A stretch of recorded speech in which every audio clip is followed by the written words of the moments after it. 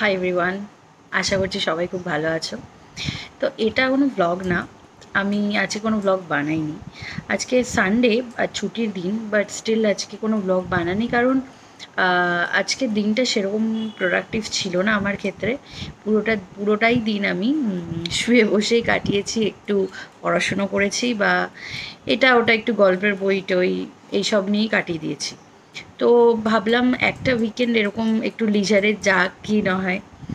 তো আমার লাইফের কিছু ছোট ছোট মানে আপডেটস বা মনে হওয়া আমার ভালো লাগে তোমাদের সাথে শেয়ার করে নিতে। তো সেরকমই একটা খুব ছোট্ট বিষয়, বাট খুবই নমনীয় আই ক্যান সে। তো ভাবছি তা তোমাদের সাথে শেয়ার করি। তোমরাও তাহলে নিজেদের যা ওপিনিয়ন আছে আমাকে জানাবে, আমিও শুনবো তোমরা কী ভাবো বিষয়টা নিয়ে।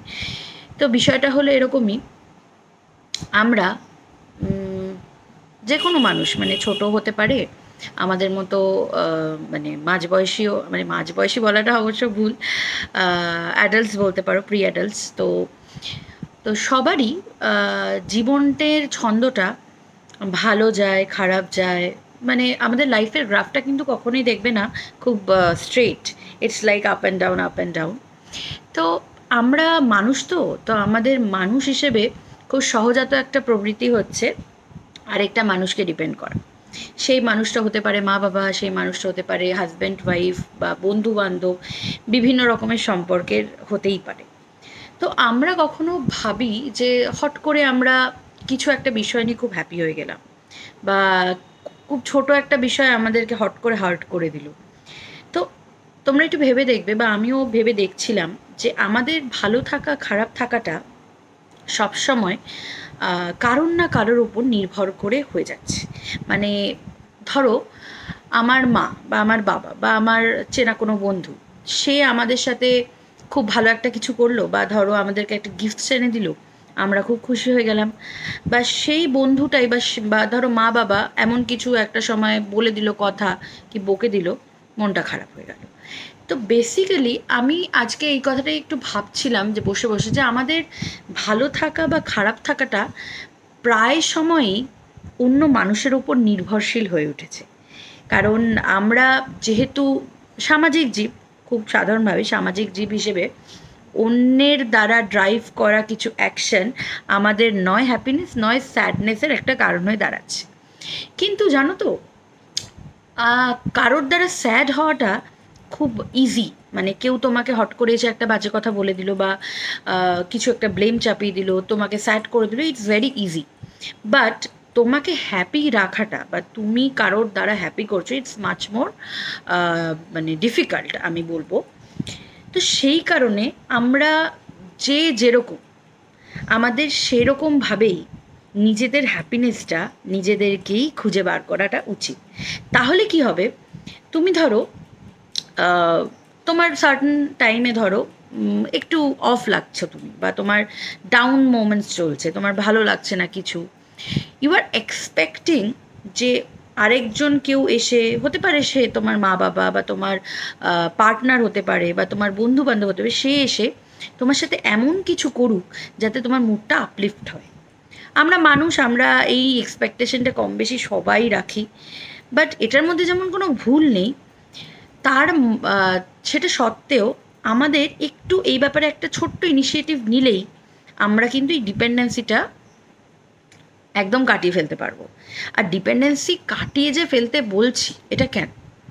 কারণ দেখো, তুমি ধরো স্যাড, বা তুমি ধরো একটা ডাউন ফেজে আছো, তুমি সবসময় কাউকে অ্যাভেলেবেল পাবে না তোমার পাশে এসে দাঁড়ানোর জন্য, বা তোমাকে মোটিভেট করার জন্য। এটা পাওয়া পসিবলও না।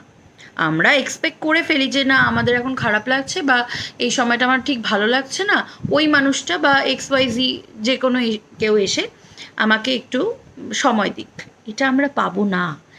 আর আমি তো বলবো, এই যে এক্সপেকটেশনটা, সেটা কোথাও না কোথাও গিয়ে একটু হলেও ভুল। কারণ আমি আমার ভালো লাগা খারাপ লাগাটা অন্য কারোর উপর চাপিয়ে দিতে পারি না। তো সেই ক্ষেত্রে আমাদের ইনিশিয়েটিভটা আমার মনে হয় এরকম হওয়া উচিত, যে নিজেদের হ্যাপিনেসের কারণ যাতে আমরা নিজেরাই হই। আজকে তোমাকে একটা আমি ছোট্ট উদাহরণ দিই। ধরো তোমার মুডটা খুব খারাপ, বা কোনো একটা সার্কামস্ট্যান্সেস এমন হয়েছে যেটা তোমার একদম ভালো লাগছে না, তুমি পছন্দই করছো না, বাট তুমি অ্যাট দ্য সেম টাইম তুমি ওখান থেকে বেরোতে পারছো না, বা তোমার কাছে কোনো অ্যাভেলেবেল মানুষ নেই, অ্যাভেলেবেল কথাটা ভুল, বা সেরকম কোনো মানুষ সেই সময় অ্যাভেলেবেল নেই যে কিনা তোমায় সময় দিচ্ছে বা ওই জিনিসটা ডিসকাস করতে আসছে। তো আমি কিন্তু একবারও বলবো না তুমি নিজের মনকে ডাইভার্ট করে ফোন চালাও বা অন্য কিছু করো, রাদার তুমি খুঁজে বার করো যে কোন জিনিসটা করতে তোমার অ্যাজ আ পার্সন খুব ভালো লাগে। কারোর টিভি দেখতে ভালো লাগে, মুভিজ দেখতে ভালো লাগে, গল্পের বই পড়তে ভালো লাগে, বা কিছু মানচিং করতে ভালো লাগে, বা হঠাৎ করে ধরো একটু হেঁটে আসতে ভালো লাগে, বা কোথাও একটু ঘুরে আসতে ভালো লাগে। সো না, সেটাই করো। তোমার হতে পারে মনটা খারাপ লাগছে, তুমি ভাবছো ধুর কিচ্ছু ভাল লাগছে না, তখন তোমার মনে হতে পারে যে না, যেটা আমার সবসময় ভাল লাগে সেটাও করতে ভাল লাগছে না। বাট আমি বলবো একটু ট্রাই করে দেখো। মেবি তুমি তোমার মনে হচ্ছে যে তোমার কোনো কিছুরই এই সময় দরকার নেই, you are fit, you are fine, একটু ঘুরে এসো, দেখবে খুব অদ্ভুতভাবে তোমার ওই খারাপ লাগার ফেসটা না কেটে গেছে। অ্যান্ড আমি তোমাদেরকে বলছি ইটস আ ম্যাজিক, এটা আমি আমার লাইফেও ট্রাই করি, যে সবসময় সত্যি কাউকে পাওয়া যায় না। আর আমি যেহেতু সত্যি কথা বলতে ছোট থেকে একাই বড় হয়েছি, কারণ বাবা মা তাদের নিজেদের কর্মজীবনে লিপ্ত ছিল, তারা আমাকে ফুল টাইম কখনোই দিতে পারেননি, আর সেটা খুব অবভিয়াস। আমিও আজকে আমার নিজের একটা কর্মজীবন আছে, তো আমি সেটা এখন বুঝি। তো নিজেই নিজেকে হ্যাপি রাখা বা নিজের কারণে নিজের আপলিফ্ট করা নিজের মুডকে, এটা কিন্তু খুব দরকার। কারণ আজকে আমার হয়তো ভালো লাগছে না, আমার ভালো লাগে একটু কোল্ড ড্রিঙ্কস খেতে, suppose maybe it's harmful for your health, but তুমি একটা ছোট্ট কোল্ড ড্রিঙ্কসের সিপ নিয়ে নাও। বা তোমার হয়তো গল্পের বই পড়তে দারুণ লাগে, গল্পের বইয়ের 4 পাতা পড়ো, তুমি দেখবে খুব অদ্ভুতভাবে সেই ফেসটা কিন্তু কেটে যায়। তো কেমন লাগলো আজকের ভিডিও জানিও। এটা জাস্ট একটা থটস তোমাদের সাথে শেয়ার করলাম, যেটা আমি আমার লাইফে অ্যাপ্লাই করে সত্যি খুব লাভ পেয়েছি। তোমরাও আমাকে বলো তোমাদের হ্যাপিনেসের কারণ তোমরা কিভাবে হয়ে উঠছো। তো ভিডিওটা ভালো লাগলে like, share and subscribe to my channel. And সবাই খুব ভালো থেকো, spread positiveness and happiness. By.